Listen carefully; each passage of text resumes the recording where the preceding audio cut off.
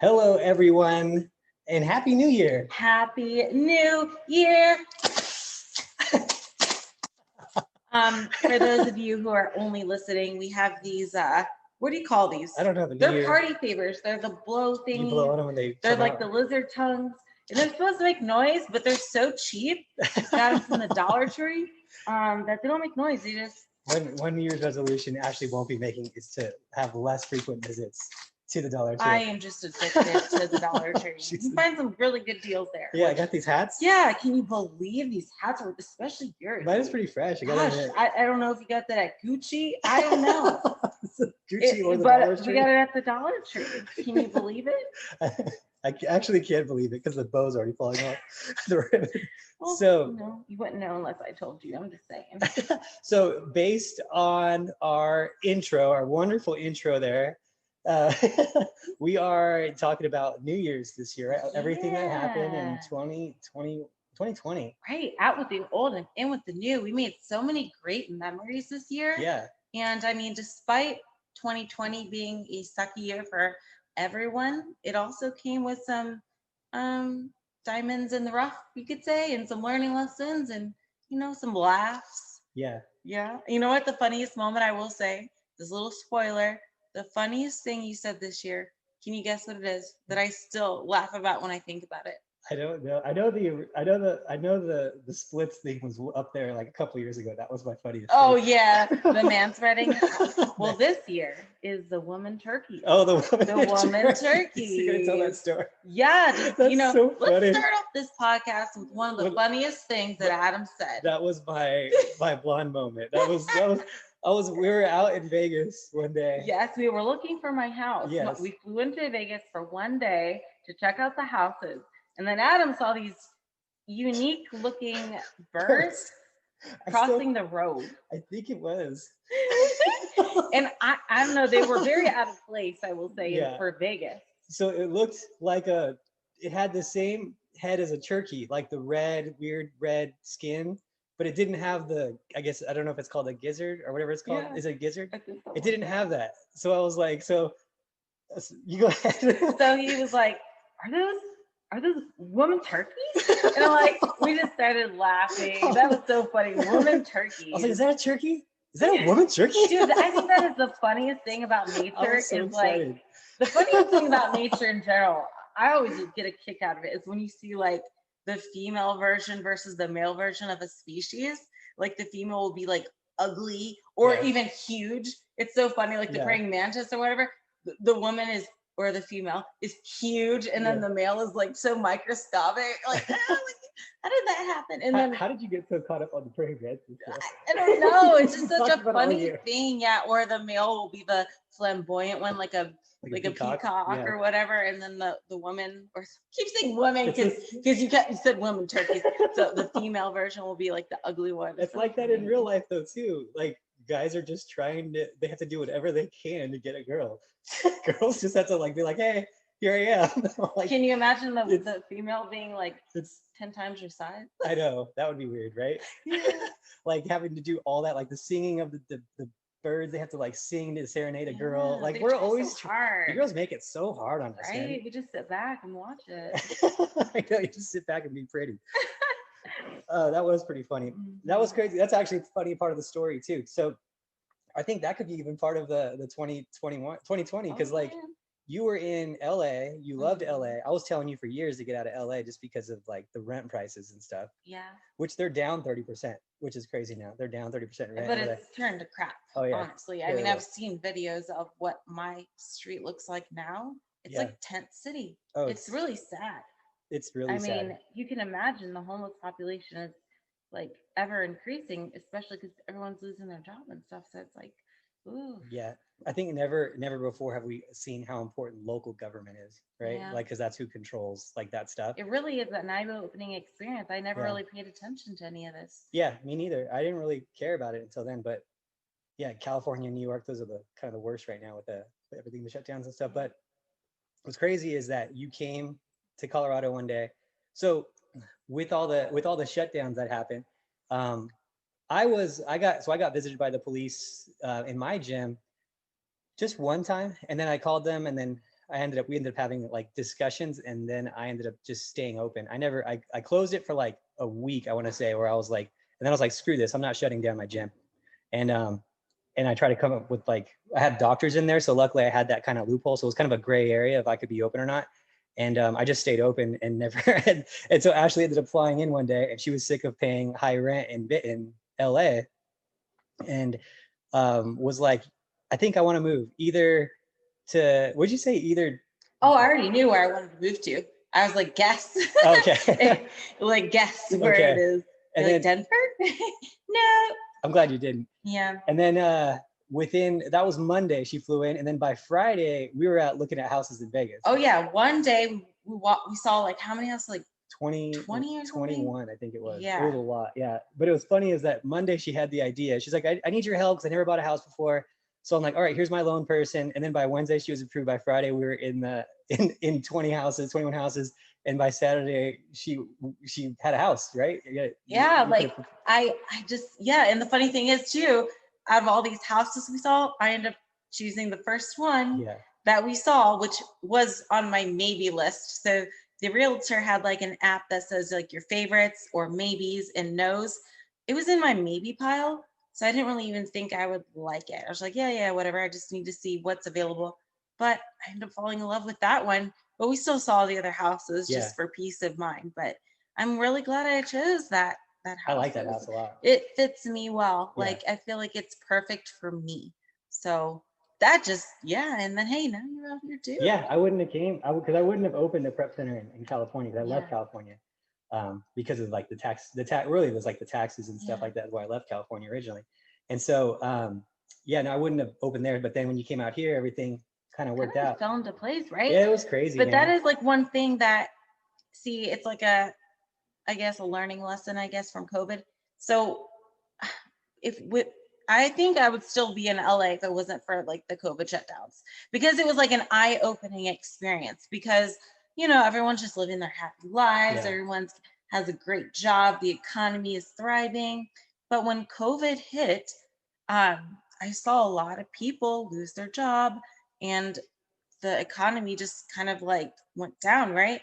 So I'm lucky that it didn't affect me financially, but I just saw what it did to other people, and how one minute you can be so secure, you have a job, money's rolling in, life is good, and then the next minute is like you don't have any of that. So I was like, you know what, Ashley, you gotta grow up. Time to grow up. This was a kick in the butt. Like, I need some more like security in my life. I was paying very high rent in LA. And when I tell people, I don't even know if I want to say the amount I was paying, but it was crazy amount of rent. And, that was fine for me at the time. I lived in LA a few years. I got to experience it. It was fun. It did its purpose for what it was. And it's time to grow up. So Ashley finally grew up in 2020. I finally became an adult. And thank you, Adam, for helping me adult. Yes. Because I wouldn't know how to start looking for houses or the process. I have no idea. So, I mean, wow. I'm glad you did that.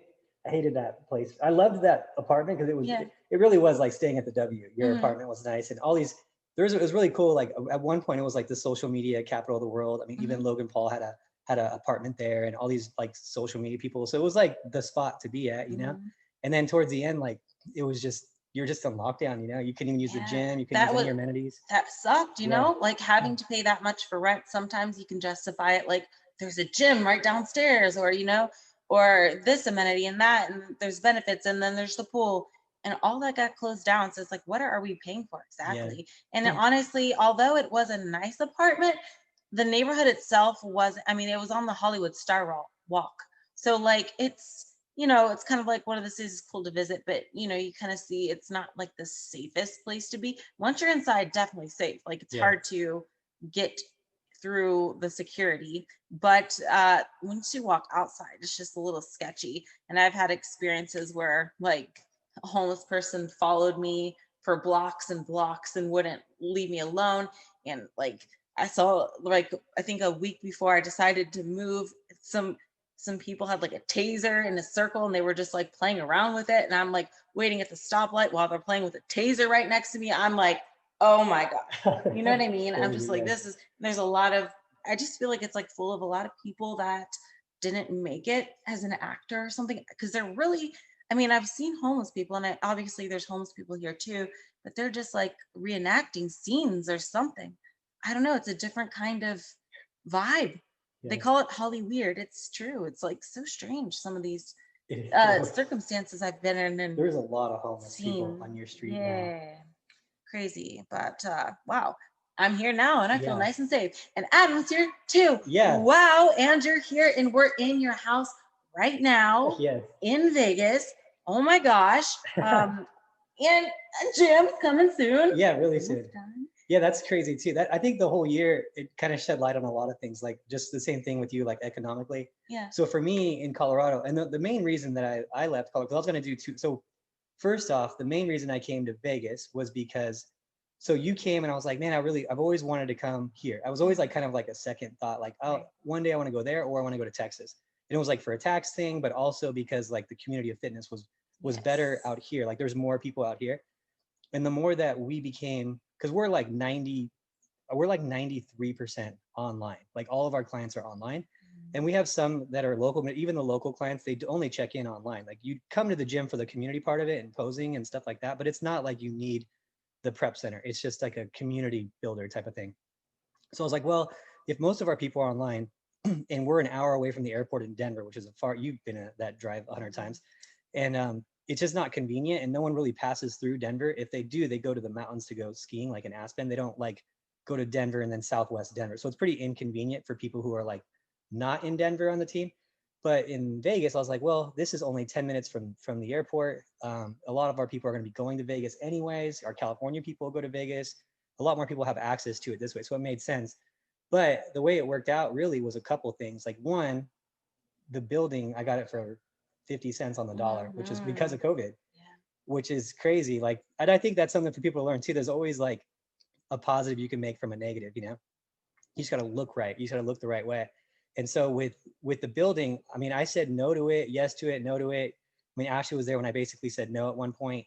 And then I was like, no, I'm gonna make it work. And so what happened was a couple factors, but one was when I was in Denver, there was people blocking the freeways. Someone got shot on the freeway. They're burning buildings, and they're looting buildings. And then our governor, you know, and I don't care like what your political affiliation is, but the more Democrat, the more far left your governor is, the worse it's going to be for your city in terms of like safety and lockdowns and everything like that. If you look at California, lockdowns are crazy. Looting was allowed. Buildings were being burned. You look at New York, same thing. They defunded the police, and Colorado's up there too in terms of like how far left it is. So we were told that if people were hurting people in our building, that then the cops would come. But if they were looting our building or trashing our building, the cops would not come. And I was like, dude, what? That was the same year that my taxes on my building went from 5,000 to 15, was it 16,000? It was like 15,000 some change. Then it went to this year, they were going to change it to 21,000. And I'm like, how did I go from 5,000 to 21,000 a year? And just in property taxes, that's just one part of it. It's not sewage. They charge you for everything: sewage, water drain. If it rains, they charge you for stormwater in Colorado. Like it's crazy. They just charge you, charge you, charge you. And so it's just nonstop. Just new bills keep coming. New bills keep coming from the city and the government, because in that type of environment, they think, oh well, the business owners are rich because they own commercial properties, so we're going to tax the rich in that far like left ideology. And so I was like, this is not going to stop. You know, I have a free gym. I do it for the community. Like you're not even, you're charging me more in taxes, and now you're going to not even protect me. Like I'm done with you guys, you know? So that was like the last straw for me, was when they said they weren't going to protect me. The same year that they said you're going to pay 5 times more in taxes, the same year they said you have to be out of business. I'm like, wait a minute, you're telling me I got to be out of business. You're going to tax me 5 times, and you're not going to protect me if something happens in my building. Yeah, guess what? I'm out of here. I'm going to take my jobs with me. So like, so that happened, and I was really pissed about that. And that's kind of like was like the biggest reason I left. And then obviously you can save in taxes by not paying state taxes in Vegas. But I came here and they had this building for sale for 800,000. The prep center was selling for 800,000, the new building. And then the the people who owned the prep center owned a bunch of buildings, and everyone wasn't paying rent on their buildings. And this was the building that they wanted to lease because it used to be a bank, and it had a lot of bank vaults in it. So it's really hard to work with this building because there's just so many bank vaults in it, and it took a lot of money construction wise to be able to use it for what I want to use it for. So they ended up being like, hey, he'll take $550 for it. And I was like, how did you drop your price? Like $300,000 basically. And I was like, well, okay. So I got the construction guy in there, and then we were going through it together. And they're saying, well, your construction costs are going to be crazy through the roof. It was like, I mean, we're at like $400,000 of construction. And I was like, the building's worth actually the building now is worth like $950 or so. So it's actually not a bad deal to get it exactly like I wanted to and put another 400,000 into it. But I said, look, tell him, because I was like, tell him I'll give him 400,000. I'll give it to him in 10 days if he says yes. And then because they needed the money and they hated the building, they bought it for like 200 grand a long time ago. So they didn't really care. They were trying to get rid of the building for 5 years. They were trying to sell it. And so I was like, because the construction cost, when it's added up, is going to be worth more than the value of it if I bought it at 600 or whatever. So, and then they said yes, and 10 days later had the building, and then there you go. That's what's up. Yeah, it's kind of crazy. Was like meant to be, yeah. You know? I'm so happy that you're having a gym out here, and it's so cool to see like the progress of it. I didn't get to see much of it, you know, whenever you first built your Denver one, but it's kind of cool just like, you know, now that you're vlogging it and stuff. Yeah. And I visit it sometimes, and you show me around to where like the beginning, like remember I took your before photo where you're standing in front of the construction work, and it's a bunch of dust and just a mess in there. And then can't wait to take that after where you're going to be like in the nice new gym. And I've been seeing, you know, those little clips that you've been sending to me. It's coming along so nicely. Yeah. And I just can't wait to be like amongst my people, because that is another thing, like having that gym like brings like the competitors and the gym goers that we're like familiar with. Whereas in LA, you know, it's kind of like, you know, there's fit people, but nobody's really like fitness like me. Not much anyway. It's not much of a crowd there, but definitely here. So that's cool. And I get to be a part of the team even more, because I kind of always felt like, you know, a little left out because I'm all the way in California and everyone's in Denver. So it's going to be nice to kind of be there a lot. And it's like motivating for me because it's like, get to see these people a lot more. So how exciting. I just hope, Adam, that you don't get too annoyed with me, because you know you see me more here, and you know, whereas you might have saw me like 1 week out of a few months. I think it'll be fine. Hopefully I don't annoy you. So I know you would annoy me because that one time we spent 31 days in a row together. Oh yeah, like all day, every day for 31 days, like overseas and all that. And I think I did though, like with the Family Mart. Oh, the Family Mart. Family Mart. We did. There's like we'll have to go into that. Yeah, no, I think it'll be fun, especially now you have your own office and stuff too, and be prepping people. And I think the whole point of the prep center, and just so you guys know too, like the whole point of the prep center isn't because it's a money maker. It's actually a money waster. It's a total money bucket. Like all it does is waste money. There's no, if that's funny, I have coaches that come up to me and they'll be like, one day I want to do that. And I'm like, you know, it doesn't make money, right? It's like a strict cost. Like, well, how? And I'm like, there's no memberships, dude. You can office from home. You don't need a place like that. Right. Like you can have all your crew office from home and do a Zoom meeting. You don't need that. Like it's a total waste of dollars, you know? But the way I see it is like, you know, I've made money in other areas too, like real estate and whatnot too. And so that's just kind of holding, like it's like a bank basically. And one day I'll sell it, you know, like years and years down the road, but why not? Like that gives me the most reward versus like investing it and making a few $1,000s a month. Like I'd rather just have the community, have the coaches right next to me. We can all train together in terms of like learning and pushing it to the next level. And I think and it's more of like a community thing too. Like everyone can use it. It's a great, like I wish I had that growing up, like a community prep center. And so it's kind of like that's great for filming content too. Yeah. Especially with those blue lights and those multicolored lights. That's so cool. It's gonna make some awesome footage. Got some cool lighting coming up in there. But yeah, no, that's what it's for. So it's when it's open to we're gonna open it to the public when it's all 100% done, but it'll be open to the team first. But if you guys are coming to Vegas, like come on out to a posing class, like come on out, it's free. Ashley, I'm sure will be there most of the times doing posing classes, and then we'll have, you know, Mark Anthony will be there a lot doing men's physique posing class with me and Josh and another IFBB pro, and it'll be fun. Yes, we're gonna always have guests, you know. And the podcast room, which I feel bad because I don't know if you realize, but well, you probably do. You've been telling the podcast people, this is like few more weeks for when we'll get a good podcast system in the new place. And then it's kind of taking longer than you. Dude, it's always something with the construction. But we're trying, okay? Maybe in the next month, hopefully. It was supposed to be done. It was supposed to be done on the 12th of December, and it's now the 1st of January. Today's January 1st. Yes. So so and they're still not done with the lights. Like it's okay, but just so you know, we didn't forget it's coming. Yeah. And then we could really have a high quality system instead of somebody commented last week on the YouTube video. They commented, "This looks like it was filmed on a potato."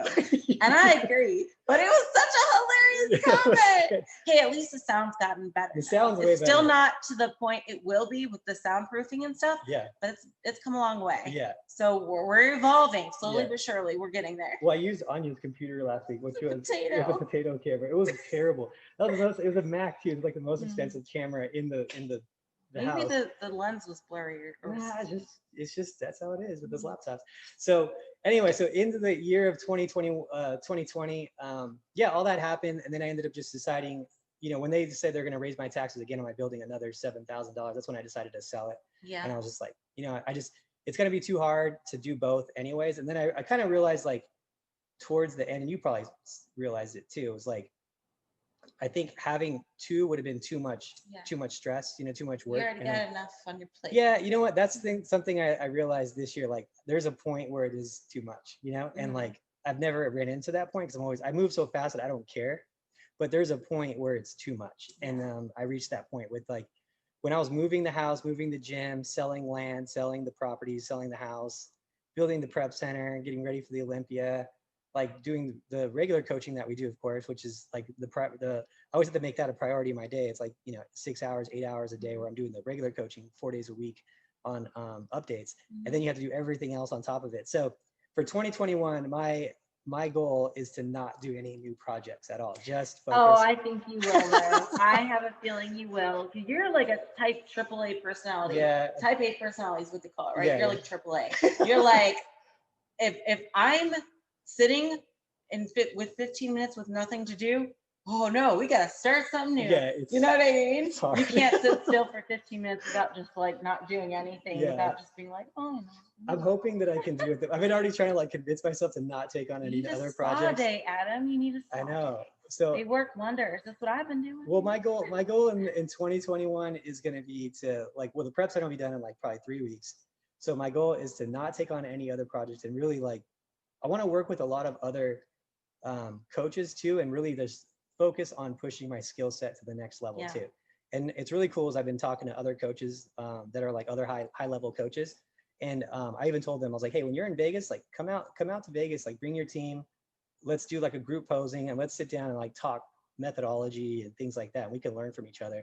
And it's been pretty receptive too to all these other guys. And I think that the problem is a lot of times when you have, like, when you call everyone calls their training team a team, and sometimes people think like teams are against each other because, like, just by nature teams are against each other, this team versus that team, but all the coaches are pretty much for the most part like friends, like we all pretty much get along. And I think that if we can because now I have a pretty prime location, Vegas, so if someone's from another state and they're bringing in to compete in Vegas, like they bring their team, we can talk ideology, whatever, and then it can make us all better. That's how you get better, is like by being around better people, Yeah, definitely. And so that's kind of my focus in 2021 is going to be to like push my skill set, to also have the coaches that are there like push their skill set and just like get better there, and just really not even focus on anything else other than that, because it's easy to get like, it's easy to do that, like get too wrapped up with like, I sold 3 properties this year on my own, and like things like that, you can get caught up in it, and I just don't want to ever to lose concentration on what's important, So absolutely. that's definitely one of my things, and it was just too much too much work that I didn't like. I like prep work. I can do it all day long every day. I never think, oh, this is hard. But the other stuff is like doing the gym, like getting the gym ready. I'm like, this sucks. I got to be there at 7 to meet the electrician. I'm not excited about it. I'm excited about it being done. Yeah, that's final project. I'm not excited about anything else. The guy calls me all the time. Hey, we got this going on. I'm like, dude, just Oh, I just want to talk prep. Like that's all. right. No, So totally. like it's cool, but I'm definitely ready to be done with it. Heck yeah. Yeah. I mean, gosh, yeah, like I said, I can't wait. This is going to be such a great year in 2021. But let's even take it back to the beginning of the year, Yeah. which kind of started off on a kind of a bad note even before COVID, you know? Yeah. And that was because if you guys didn't know, I had strabismus eye surgery in January. And the initial plan was, okay, get this eye surgery done and then compete at the Arnold. But honestly, this recovery was taking way longer than we had expected. So just for a little background, strabismus eye surgery is not LASIK surgery. I feel like a lot of people thought it was like LASIK surgery and like, oh, wait, why can't she compete? I mean, I got eye surgery too, like 2 years ago. I was fine the next week. No, it was not. It was not LASIK. So in strabismus eye surgery, they basically had to put me down under full anesthesia. They like cut my eye muscles and tied them and rearranged them to where they would line up. Because what was happening is I had like a really rare case of adult onset strabismus, which strabismus is AKA lazy eye. So usually when people have lazy eye, they have like a few issues with them. They have either, well, they were either born with it. So a lot of people you'll find were just like born with it and always kind of had like a little bit of lazy eye as a child.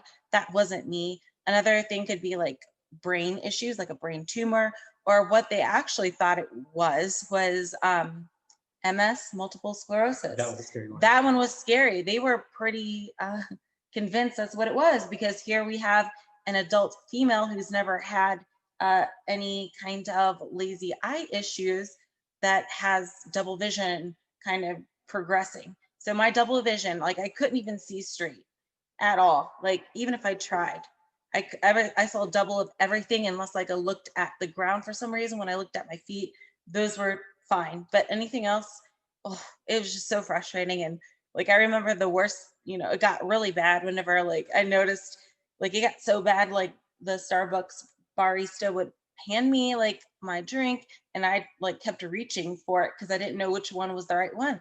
And it's like, oh, it just made me dizzy. And gosh, even in 2019 at the Olympia, like I had it too. And it was just like, you can't maneuver yourself and your depth perception was bad. So 24 double vision just sucks so bad. And it's just 24. like 24/7. That means okay. Some people have double vision when they're tired. Some people have it like only if they're looking at something for too long. Mine was constant. Like I couldn't turn it off. I never had any good days or anything like that. So it was just getting worse and worse.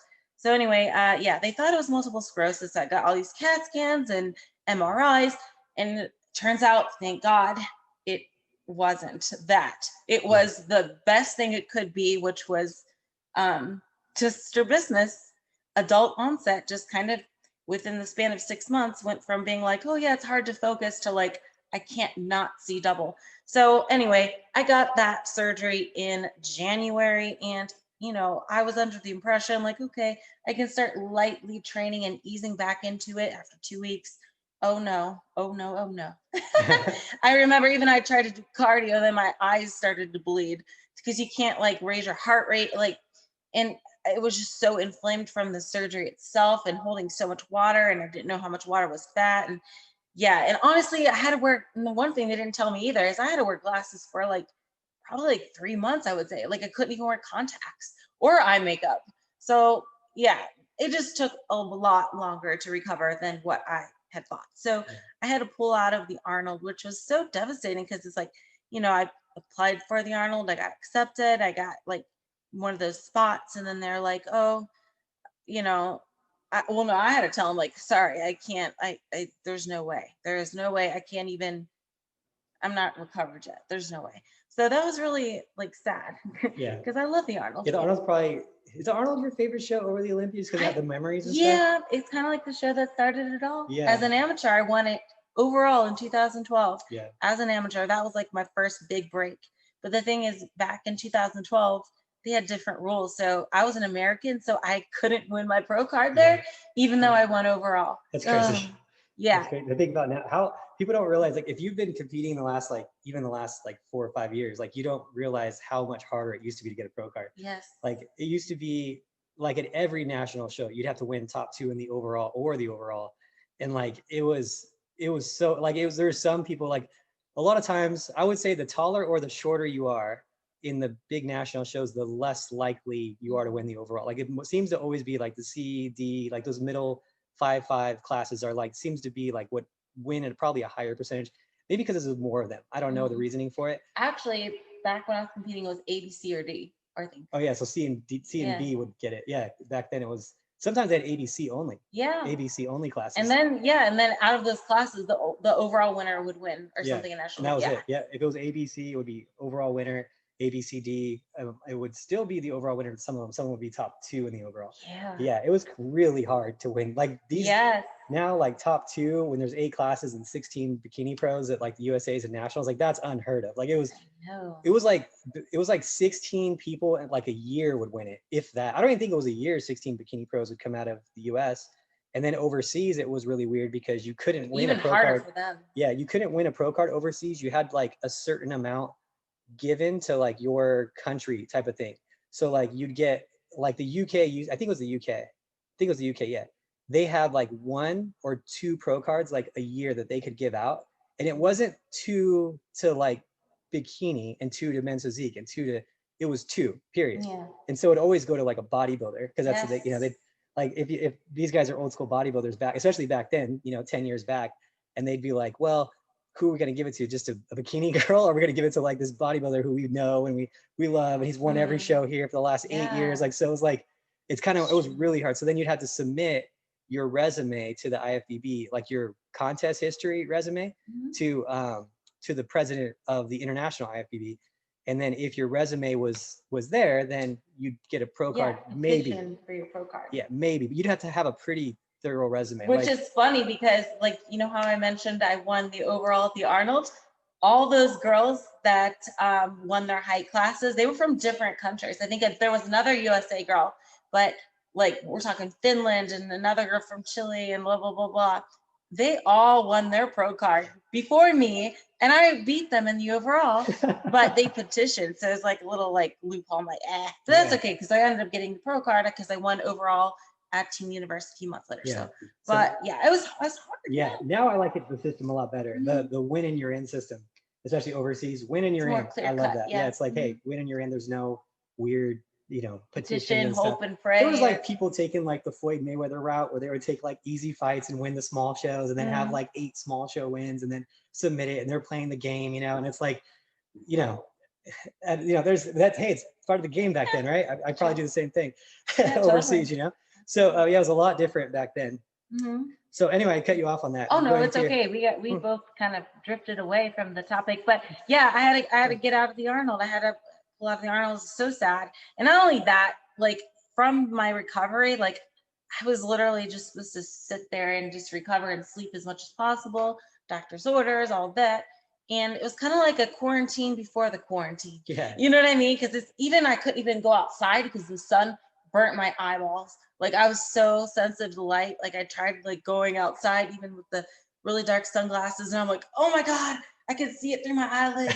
It's like I was so sensitive to light. And like I said, we tried to work out, even my eyes were bleeding. So I'm like, probably shouldn't try that again. Yeah. So just had to really ease back into it with really light weights. But yeah, that was the quarantine before the quarantine. Yeah, you got double quarantine. The lockdown before the lockdown. I was in lockdown longer than anyone else, and I was in California, so it was super lockdown. Oh my gosh. But that's after I started to recover. I had to keep escaping to Colorado to train with you, because at least Colorado was more open, and we got to get some good lifting sessions, and so that we could start prepping for real this time for my first show, which was Yeah, we ran a kind of a speakeasy in Colorado with the back door opening the gym up, because we were like, I don't know if they're gonna come, but if we're staying open. So yeah, we shut down for like, there was like a week where we shut down. When it first happened, I was afraid too. I was like, because they had everyone afraid, we were like, we're gonna get it. Remember you like flew in and you like took off all your clothes in the laundry room, and then you ran. I wore like 3 masks in the airport. And now we were in Orlando, and we're not advising this at all, but we were in Orlando with no mask. in the meet the athlete meeting with like 2,000 people. No one was wearing. No one was wearing a mask. Yeah, no one's wearing a mask. Everyone's taking pictures right next to you. And on stage, obviously, no one was yeah, wearing masks. I mean, yeah, you know, you guys have your own views on it, but yeah, we're fine. That's all I can say. I mean, but yeah, I will say like the whole COVID situation is unique because it taught us like how to, I guess, even train differently and to have shows run differently too. Yeah. So like for me, you know, I did just like everyone else today. I was doing those at-home workouts for a while with the resistance bands. And I'll be honest, those were fine for a few weeks and I was able to maintain, but oh my God, those got so boring. I'm like, oh, this stupid resistance band again. Like, I didn't even want to look at it. Yeah. And I had to do also for cardio when I was able to, when I was recovered from my eye, I did the staircase cardio in my apartment complex. I have 12 stories. I was just I put weights on my legs and I basically just jog the stairs, walk the stairs, kickbacks, all that for cardio. It was so stuffy. Those were not fun times. Didn't they tell you couldn't do that at a certain point? Or... No, okay. They didn't catch me. Okay. Because no one uses stairs, they always use elevators because everyone's lazy. Yeah, that makes sense. Yeah, you know what's crazy is that so before when I'd have athletes contact me, and they'd be like, hey, I want to do prep or whatever, but I want to do a home gym workout, and I'll be like, no. I'm like, I'm not going to prep you. Like it's not going to work. You know, I was like, oh, it's just not that ideal. Like you're going to go against people that have full gym access and it's just such a disadvantage. And then at a certain point when COVID hit, I was like, okay, well, we better get good at these like gym workouts. And then that really opened up my mind because people were getting results just the same. And I just never really like thought about it. It was always like an afterthought. It was always like, oh, your garage gym, like just go to the gym. You know, it was kind of one of those things. But then when they took the gym away, I was like, okay, let's try to make this work. And then I started seeing like mass numbers of people making the same progress. I was like, well, this is crazy. I didn't expect this. So yeah, so now it forced all the coaches to become masters at home gym workouts, which is a cool thing now because some people, they don't want to go back to the gym yet. And I've learned like, hey, this is they get the same results. And as long as they're keeping their intensity up, they get the same results. I had a girl, the girl who won Miss Colorado this year, Louisa Burke. She's awesome. You can follow her. She's from California, and she came out to Colorado to compete, doing her whole workout in her garage. She's still in the garage. She's been in the garage for like a year almost at this point. And she competed against all the Coloradans that had gym access, of course, and she won the overall. And I'm like, that's crazy. This girl has she's got like 1/3 the tools that you guys have, and but her intensity's not swaying, you know, and that's all it came down to, was just staying focused mentally, staying focused with your intensity. And yeah, you could do it home gym workout. She's making progress every show. So it's awesome. Yeah, that is great. I mean, yeah, it is an eye opener. It kind of taught us, hey, you know, if we can't make it to the gym one day, you could still get a good workout with resistance bands. I think we're kind of like very prideful in our industry, like resistance. Yeah. Scoff. That's not gonna work. And I'll be honest, like if you're a bodybuilder, it's probably, I mean, you need some heavy dumbbells. Yeah, I mean, but for bikini, you could probably get away with it for a few if you really don't have time for a gym. So that's definitely taught us that we can do that. And I also like some of the progress also the shows have made as well. Although, first off, I gotta hand it to the promoters because this was definitely not an easy year to work around. And there was so many instances where shows almost got canceled or got canceled at the last minute, but not at the fault of the promoter, but just like the government would come in all of a sudden and just say, nope, we can't have this, blah, blah, blah. So there's been so many of those close calls, and they definitely worked around it, made it happen no matter what. And I think some of the things that they did during these shows, maybe we can apply that to the future. Like I saw some pretty cool things, such as like in the Tahoe show, we had like an athletes meeting, but it was like a virtual athletes meeting. They sent us a link and kind of gave us the details of the show. This is what's going to happen. They go there. That was pretty cool. I liked that. I also like how they did on some of the shows, they did like prejudging and finals right together back to back. So that was nice because as a competitor, one of the worst parts is going back to your hotel room after prejudging, sitting for 5 hours and just like thinking, looking at the wall, is there something I could do better? Did I do okay? Did I smile enough? Like, it's just like not knowing. So like, I like knowing right away, like, okay, and then you actually got enough time to go out to eat afterwards. So that was really cool. And also the virtual live streams, I think is a great step for the future as like they realize, oh, we can live stream this and make some money off of it. Yeah. And hopefully they can have that in addition to a live audience next year, or this year, I should say. But I do like how they're kind of learning the technology part of that. Like, oh yeah, we got a live stream we can promote and stuff too. So yeah, I think that it jumped the industry virtually like more, like maybe 10 years, you know, something Yeah. like that. Yeah, especially with the live, I don't know why they were taking so long doing the live streams in the first place, but the one cool thing too is we got to see like what promoters were really like about it, you know, and that was something that was, to me, it's important because like I do this because I'm about it. I live the life. I love this stuff. Like I would do it for free if I didn't have to, like if I didn't need to make an income, you know, like I love this stuff that much. And some of the promoters like that really like I got to see like how passionate they really are about this stuff. Like, and I always mention Tamer and Tarek because what they did to make that show happen in Vegas was insane. Like no one else would have done that, you know? Yeah. And I know no one else would have done it because I tried helping promoters get started. Because at first they shut the shows down for a while. And then some promoters had the option of having a show in their city, but they were like, oh, but we can only have 100 in the audience or something. So we're not going to do it because we're not going to make money. And I was like, who cares about the money, guys? Like, it's not about that. It's about getting these athletes on stage that have been prepping for 5 months who can't get on stage because you guys keep pulling shows. Like, we've all made money and now it's time for us to step up and give back to the community, you know? And so I told the promoters, I even found one promoter and I was like, look, I'll pay for the venue, which was a restaurant in Denver, which was Sam's used to work there a long time ago. She knew the owner and he had a big venue, like a big enough venue to have a show. I'm like, I'll pay for that and I'll sponsor it to cover half your losses, right? Just get it, keep the show going, you know, just keep it going. And even then they were like, no, you know, it's just not going to be enough. We're going to take a hit. And I'm like, dude, it's a few $1,000. Like it's no one wants to lose that money, but these athletes deserved it, you know? But Tamer and Tarek, you know, like, so that was like one end of the spectrum, right? Which I would say someone's more in it for like business reasons than passion reasons. And then the other end of the spectrum was like Tamer and Tarek. They had muscle contests. And that's why I'm like hardcore. If you guys need to go to a show, like muscle contest, Spectrum, I'm thinking of Legion. Legions, center podium, and then Wings of Strength, right? Wings of Strength, the Tim Gardner promotion. Those guys are like in the industry so much and so passionate about it and made these things happen, these shows happen no matter what. I mean, talk about the Tahoe show, right? That guy, he was center podium. He even made it work outside. Yeah, he made it work outside. That was some cool stage lighting too. I liked that one. He was so passionate about it. He was like, hey, I'll get married today to make it an event. That's crazy, yeah. Because they were going to cancel it. And he's like, well, your weddings are allowed to have an audience. And we could just say, this is my wedding. I'll get married. Loophole. Like, exactly. So like, there's certain guys that are like, I learned a lot about the promoters. I'm like, who's a businessman who's in here to make profit? And who's a guy that's actually in the game with me, like willing to do the fitness thing, like even take a loss because it's the right thing to do for the athletes. And so Tamer and Tarek, they did that show. The one venue got canceled. They went to another venue. Me and Ashley were there on Friday, the day before the show started, to do the meeting, and we we're going to do a posing class. All of a sudden you start hearing all these little murmurs from behind the staff and they're like, we got a problem. We got a problem.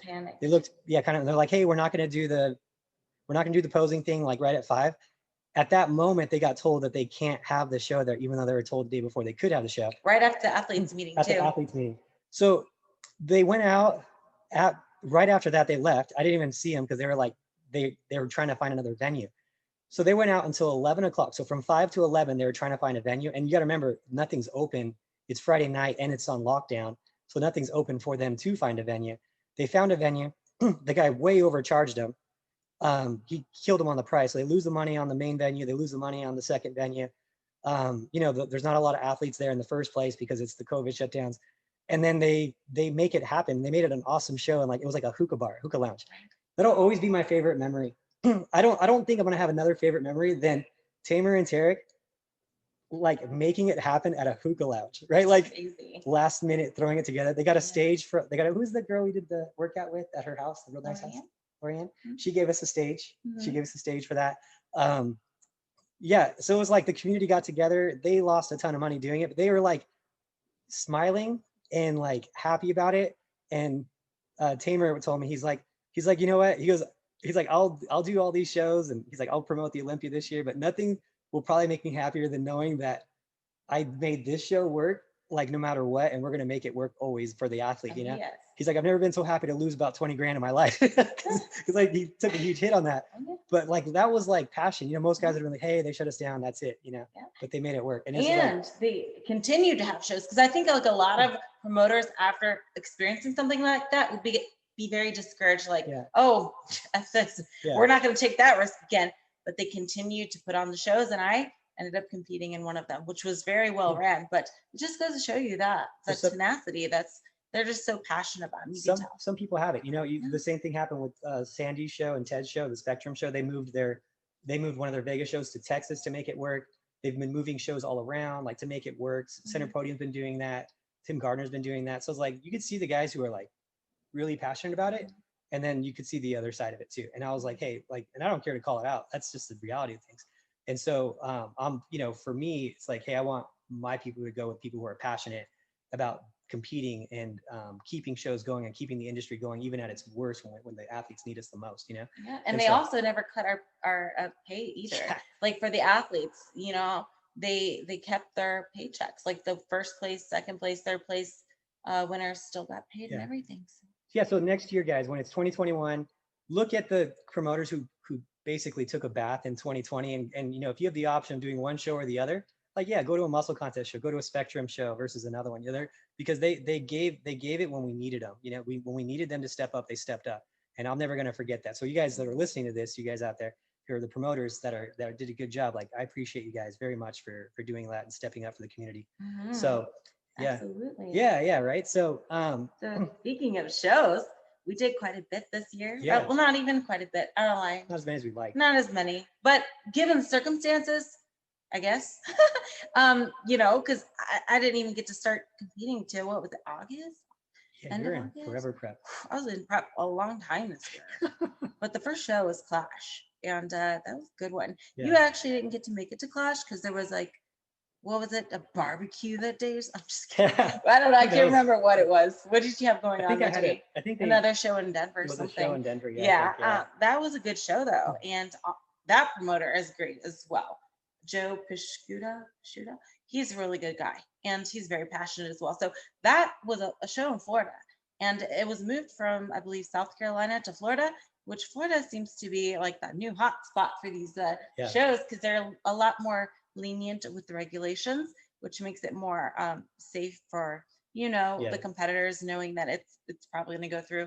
So that was like a really good show to start off on in 2020, and it was the first time that I wore a red suit. Yeah. Adam talked me into it. To wear a red suit. Yeah. I was so afraid. I was afraid that if I changed my suit from green, which I've been wearing since my pro career, like they won't know who I am. Like, who's this new girl in a red suit? Yeah, it's actually gonna get overlooked. Like, you know what I mean? Like, who's this new girl, you know? So they recognized me so. And the judge really liked my red suit. And she said, Ashley, that red looks so good on you. I don't think you should ever wear green again. So that was like really good feedback. Yeah. And I was like, okay, red, here we go. I think that's a great color for me. So no, I do. It's good. It's good on your skin tones too. And it pops. And yeah. And then what else was the next show? My first muscle contest show, which was, I believe, 2 weeks later. It's funny, because they were always giving us a hard time for not doing their show. I know. It just never worked out. It just didn't lighten up like time-wise and convenience-wise with travel. But it was my first muscle contest show. And I can't believe it took me this long to compete in muscle contests, just because, honestly, like, when I was competing so much and I was on the East Coast, they're usually on the West Coast, and I just never got there or just didn't line up with my schedule. But I'm glad we finally got to do that. Yeah. And that show you did get to come to. Yeah, it was fun. And that was a great one. And I think, like, even body-wise, I looked even better on that show than Clash. I was a little bit leaner, but not as like dense in my abs. So, you know, Clash was like really good for the shoulders. Like I had really good physique for my upper body, but my abs were a little but I definitely tightened up for the muscle contest show, Pacific USA. You were there, and I remember great memories backstage, you holding my resistance band, and we're watching Anya, which is you know, my teammate, in her pro debut, on the live stream. So that was such a cool thing. Like we were watching her as I was like pumping out. What's fun is a bunch of other girls were watching the live stream too. Like they came yeah, over, they like, cuddled over. Yeah. It was kind of fun. So it's cool, the community of it, right? Yeah. And then hopefully she said she's going to compete a lot next year too. She wants to compete a lot. So, and then then you had your third show, which was the Tahoe show. Yeah, so that was the outdoor venue that we were referring to. That was such a cool show. Yeah. It was my first ever outdoor show. I loved your look on that show too. Yeah, I think honestly, between the both of us, I think that was like our best look. I liked it. Yeah, because your abs weren't crazy crispy like Clash. Yeah. Like I was your very density wasn't. Yeah, you were tight. Your density wasn't too crazy. Yeah. Yeah. I like that show a lot, and it was like the show that I got feedback that I was maybe a little too hard, especially in the glutes and hamstrings. But I got second at that show. So in Clash I got first, Pacific USA I got first, both with perfect scores, and then Tahoe was my show that I got second on, and I got feedback from the judges that I was a little too tight, a little too hard. So we kind of took that into consideration. And I think after that show is when we're like, okay, we're going to cut off the cardio. Yeah. Because we don't want to be a critique that we're too hard or too lean again. So at that point too, my metabolism was on fire at that point of year. It just seemed like everything I ate, just like I just burnt through it. So I don't know, for some reason, my metabolism was just on fire. Yeah. Which was a good problem to have, because it was like, okay, I can chill out on the Orange Theory classes, on the cardio.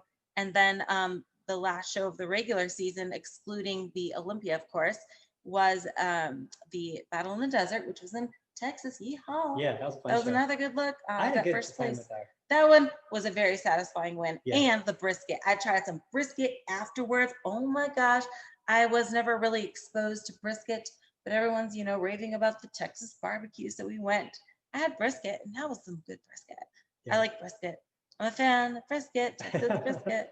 So that was a great one. I just liked the Texas attitude out there too. I was at the gyms, and then there was like people like not wearing masks in the gyms, and I was like, do I gotta wear this? And he's like, we don't wear that shit here. He's like, in Texas. I was like, yeah. It was just like the red state mentality of like, just these red state guys like Florida, Texas, the extreme Republican states. They're like, no, we're open, we're free. You do what you want. And I just like that attitude, because after a year of being shut down and seeing like the differences of all the governments, I'm like, yeah, I like these guys. So if I wasn't moving to Vegas, I would have moved to Texas for sure. Texas is a great fitness, that place is awesome. Community too. The food, the community, the attitude. The brisket, might just move for the brisket. Yeah, just that like USA Patriot attitude. I just love those guys out there, man. Yeah, so, that was a great time for us, and we really like the look. We're just like, every show we do, we kind of learn something from it, and it's always a learning lesson. So after that show, we were kind of debating, like, should I compete again before Olympia, or should I leave off on this really good note? Because in our opinion, we're satisfied with like the last look that I gave. I don't want to ruin my confidence, because what if I did another show before Olympia? Maybe I didn't do so well, So we ultimately ended up deciding just to wait till Olympia to compete again. So yeah, I mean, at the time that made a lot of sense, and I don't regret that decision. I feel like, I had great confidence coming in, and that, I couldn't ask for anything more in that regular season. And then of course the Olympia, which we won't go into much, because last podcast was all about the Olympia, you know? So if you want to know all about the Olympia and how it went, you can check out the podcast before this. But let's talk a little bit about, what's been going on between now, or the Olympia now, because things have slowed down. The season is over. So what have you been up to since the Olympia? Honestly been looking at like how I'm going to attack 2021. I always like, we always have a plan and structure. And I've really come to the conclusion of no more, I'm not going to buy any more real estate projects. I don't want to do that anymore. I've done what I needed to do. And I think like I kind of had some like self-assessment. We can go into this probably the next episode more.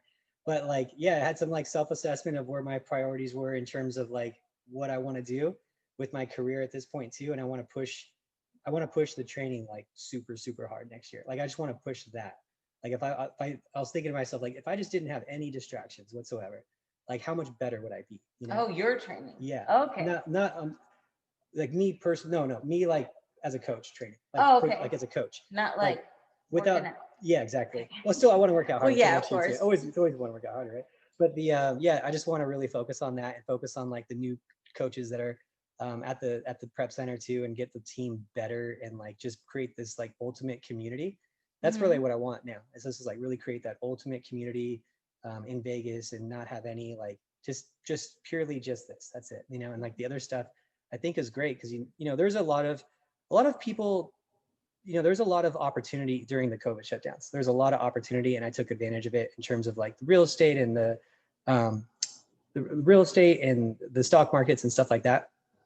And like I'm just like now I just want to be completely done with that because it's just so distracting. You know? It is. Yeah. It's just so distracting. So like it's just not worth it at a certain point. Like you just you know you make what you make, and then at a certain point it just doesn't matter anymore. You know, so it's like with that stuff, I'm just happy to be done with it and have no projects, no buildings, no moving, no anything. So for me, I'm just happy to get this place going. I'm really excited. The Vegas community has really been very so good to us. Yeah. Very open armed. Like people are visiting the prep center already, and they're like just driving by and taking pictures. Like it's coming, and like when I go to gyms, people come up to me and they're like they'll talk to me about it, and it's just like it's been very cool to see. It's been very like it's very different. You know, you're finally all unpacked and settled in your house here too. Yeah. You know, that's good. That's good. Just like one less thing to worry about as well. I'm sure it's such a stressful thing with moving. It always ends up being way more work than what you thought. You know what I mean? Or something goes wrong, or the moving truck is delayed. Yeah, you had a pretty funny one. The worst one was Ashley's moving. I'm going to tell one story about Ashley's moving. She has this big bean bag. It's like a big love sack. You know, these are like, I don't know, $600, $800 love bean bags. They're really expensive. They're big. And her movers emptied the beans, the foam. Yeah, but they're the foam that it's like, once it's out, because it's like the compression kind. Yeah. Like when I first got this beanbag thing, it came in a smaller box than what it expanded to. Yeah. So once it expands, that's it. You know what I mean? They put it in like 6 different boxes. They charged her for each box like $25. Yeah, and they ruined my furniture. I'm like, whose idea was this? Like, it wasn't even like an accident, right? Because sometimes you could be like, okay, I'm sure it was an accident moving. Like, no, they purposely took it out of my sack and then distributed it in all these huge boxes. Like, what am I going to do with this? Yeah, it doesn't. Put it all together with these little pieces of foam that won't fit in. Like, I don't know the logic because it doesn't decrease the volume in any capacity. If anything, it might increase the volume, right? I don't understand. It was so weird. So that's what I didn't have anything like that. Like, fortunately, I didn't have anything like that. I mean, at least nothing's missing or anything like that. But it does feel good to be all settled in your place. Yeah, for sure. So yeah, I think that was pretty much it. So I'm excited for the move. I'm happy to be here now in Vegas. I'm happy to have the tax savings in Vegas, especially. And then where I feel like they appreciate your business a little bit more here too. Like they're like, hey, they're only charging me on the building. They're charging me $5,000 a year in property taxes. You know, that's, you know, and it's a better location. It's closer to the strip. It's better for the community. People from California can drive here. And then in you know, Colorado, it was like, we're going to raise them more. We're going to raise them more. We're going to give you a surprise bill. Oh, we're charging you for this now. And it was like, they just didn't appreciate you know. And then when it came down to the last thing, like one of the last straws too was all that whole situation, but the other one was like they wanted they wanted copies of my gross income statements, like my business gross income statements. And I was like, I'm like, it has nothing to do with my property taxes. You shouldn't need that to assess property value. Like, you don't need that. And I told them that, and they're like, well, that's how we assess it based on what you're making there too, because it's a commercial. I'm like, there's no relevance, you know, to it. So I'm like, if I was making less, if I was taking a loss every year, would you lower my taxes? But no, but if I'm having a higher gross income, you would raise them, right? And it looks like we make a lot of money because we have 12 trainers training out of there. So yeah, we have a good amount of revenue, but it's 12 people making an income. It's not like mine. Yeah, exactly. I wish it was mine. See, you don't gotta deal with that anymore. No, now it's like fresh slate. Fresh start. And you went out to dinner a few times and get to see more of Vegas too, since you've gotten back and you have a little more time. You know what? I like that's what I like. You know, and that's the thing. When I'm with Anya in Denver, it was always like the same thing. Because unless you're like skiing, hiking, or like you're a bar guy, like who likes different beers and stuff, like craft beers and that type of scene, like there's really not that much to do in Denver. You know, there's just not. Like you can go to a few restaurants on 16th Street. There's a few restaurants, you know, but you go through those pretty quick. And then there's like comedy clubs, and then hopefully there's a show in town. Like, but the show will be like one show in town for like 6 weeks, and then another show in town for like 6 weeks. But like, and I'm like a show guy and a dinner guy. That's what we do. I don't go to bars. I don't drink or anything like that. So for me, and I don't ski, so like, it just wasn't that much for me to do there for Mhm. my lifestyle besides work out and go to a movie or something, But here it's like, what do you want to do? We're like, oh, we could do this, we do this. Like, we just find things Oh, out there's of, endless amounts of it's things to do crazy. here. Yesterday we went out to eat, and then we found a golf course, like an indoor golf course. It's all Kiss, that the band Kiss. Mhm. It was all them. It was like all these tongues sticking out and a VW car with like, it's just crazy, And it was like, it's just black light. We're like, hey, we should go here. Like the other day we went out, we got lost and went to this, Anya, it was like, there was something and she wanted a donut. She's like, I want one donut. I haven't had a donut in so long. Like, let's go get you a donut. So I went and took her to this like Krispy Kreme's, which was inside of a casino. But inside the casino was an amusement park that we would have never found before. Yeah, the circus there. Yeah, so we went on this amusement park for an hour and a half. Like we wouldn't, it was So like, spontaneous. it's just so Woo. much to do. It's There so cool. is, Yeah, it's just so cool. So goodness, what else have you been doing since then? Besides going to dinners, exploring new places in Vegas, and finding yourself. Yeah, finding myself. So yeah, so no, deep. I would say that a lot of working on the gym. the gym, Obviously. it's been nonstop. But luckily I'm like officing out of there. I know like this, I have like a plastic fold out desk that I work out of now. So everything's like almost done. They're doing the carpet in the, they've been laying carpet in the offices now. I imagine they'll be done with that this week. Tomorrow I'll be there laying the rubber floors with the guys. We're moving all the equipment around. So we might have the gym portion done by Sunday. It's possible.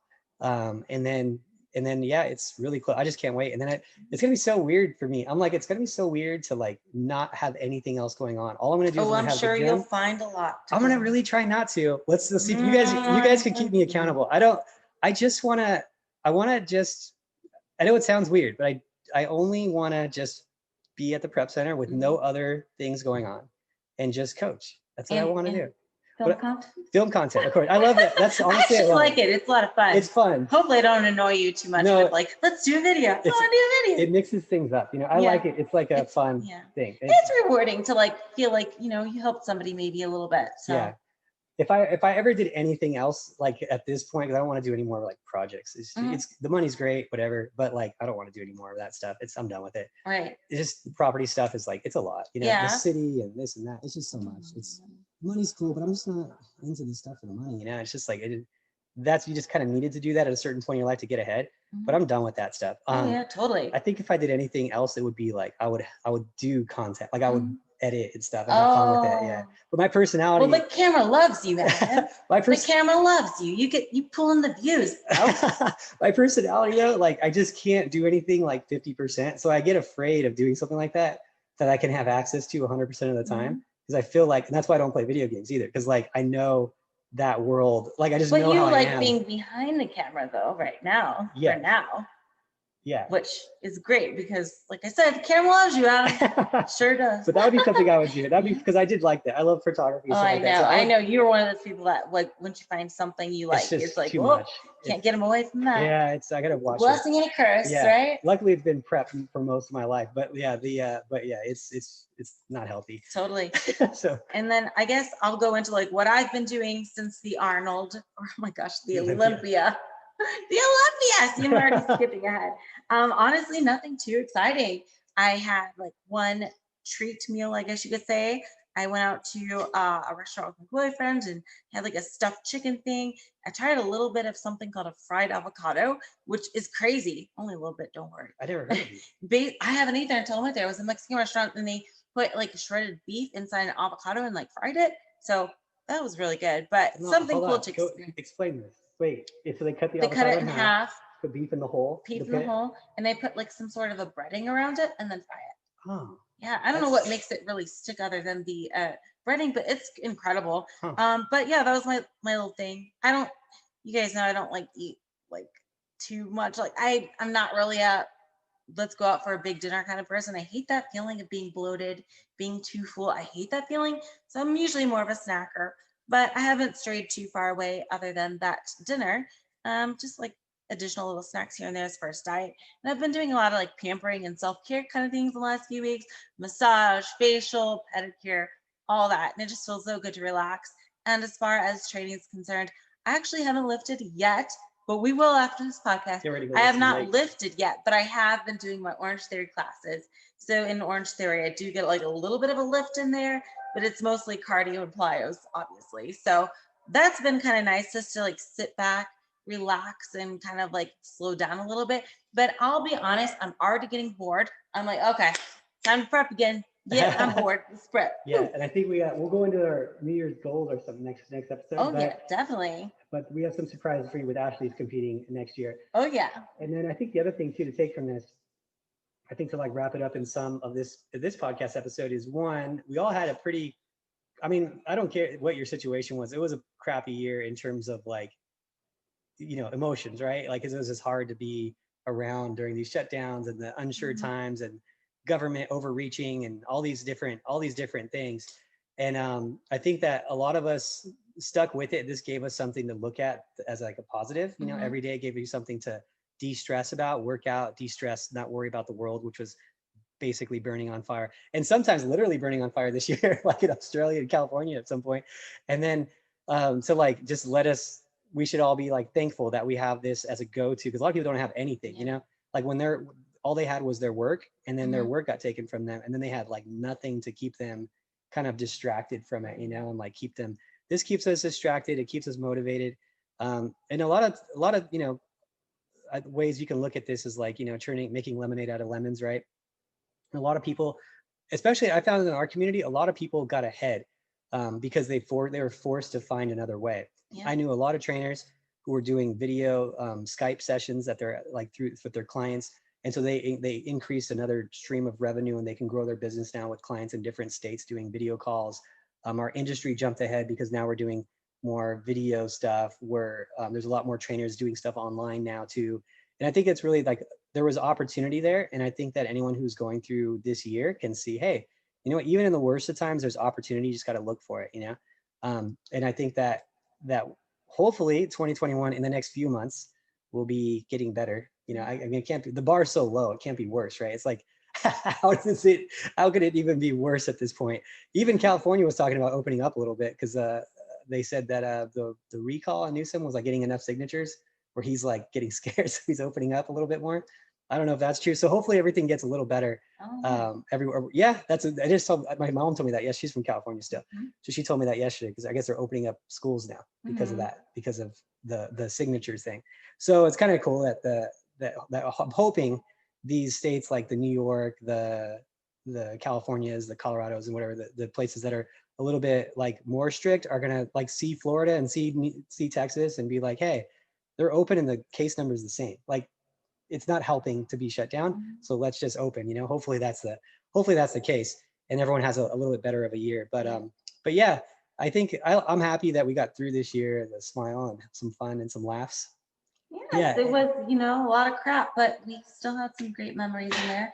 A lot of good learning lessons too. We definitely grew from it. Yeah, that is for sure. And I think, you know, we're gonna take those lessons and apply them. For the future. I'm happy with the year how it went too. And I think the other thing too is like just to see the opportunity that's available, like when these things happen for any of you guys that are more into like the financial side or whatever too. You can learn from this, and if something like this happens again, you can make sure that you're smart and ahead and whatnot too. So yeah, anyway, I guess with that, guys, next episode we're gonna do our New Year's goals. Yeah, or plans for 2021. Yeah. I think that'd be a great episode because we didn't even scratch the surface. Not on that. Yeah. So we mentioned a little bit, but you know, there's way more to come because we've got a lot of to do this year. Yeah. A lot of stuff goals. To do. But what I would like, if we can have your help, guys, if you guys want to either shoot me a DM or text or DM Ashley on what you're planning on doing for 2021, maybe we could throw some of those goals into the next podcast, because I think there's going to be some things that we're not even thinking about, because we're thinking so fitness based, you know, too. Right. But I would like to see other people's goals other than that, you know, and kind of see maybe it'll help someone out there cope some goals for themselves. Yeah.